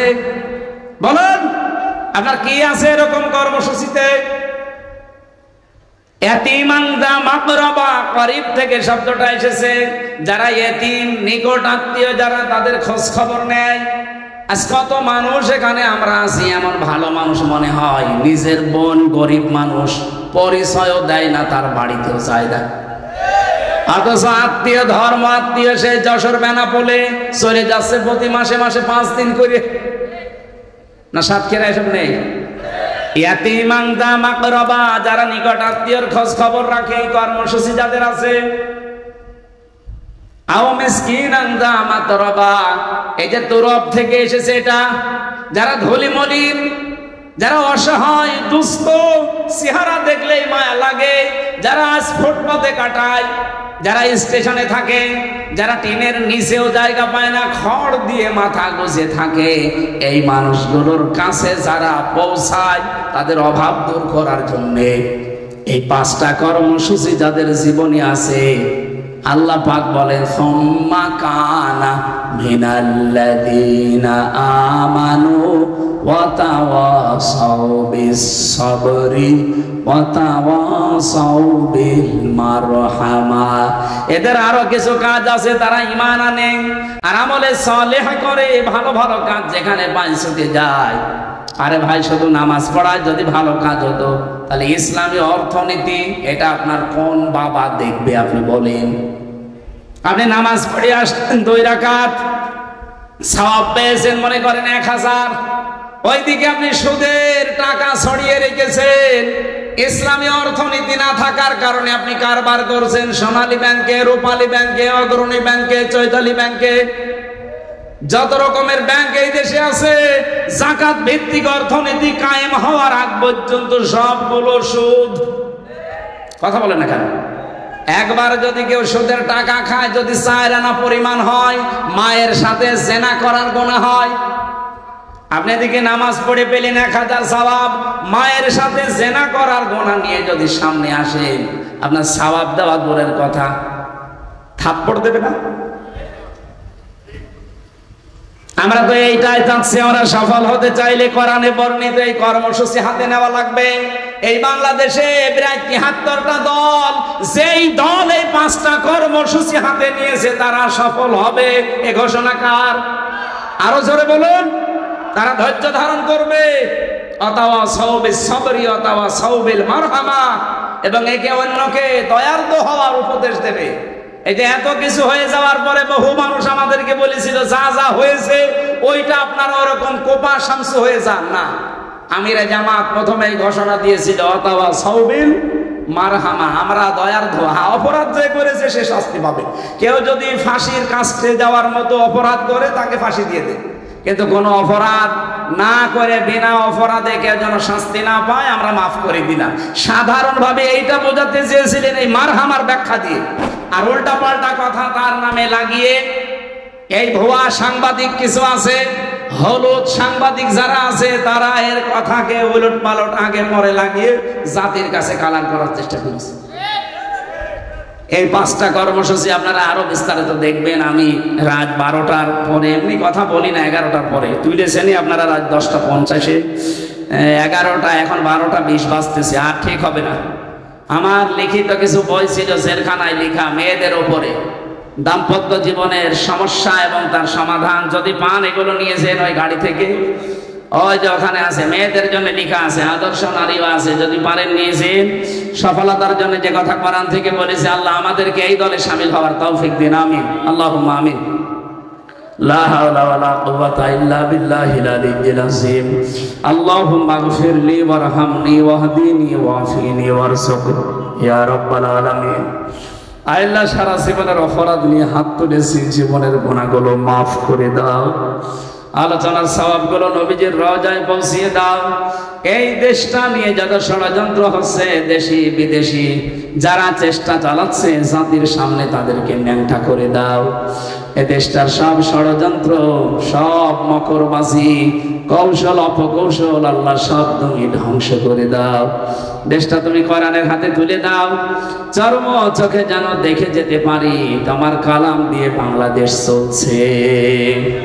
রব্বুল আলামিন, আমাদের দায়িত্বে যারা আছে উপদেষ্টা মণ্ডলের ভেতরে, দেশ এবং দেশের শত্রু যারা, ইন্ডিয়ার দালাল যারা, এদেরকে তুমি জাতির সামনে উলঙ্গ করে দাও, এদের অপমান করে বিদায় করে দাও।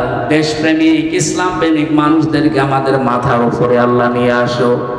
মা বোনদেরকে তুমি খাদিজার মতো বানিয়ে দিও। মেয়েদের জন্য বইয়ের ভেতরে যত তথ্য দিয়েছি, ওইগুলো সব তাদের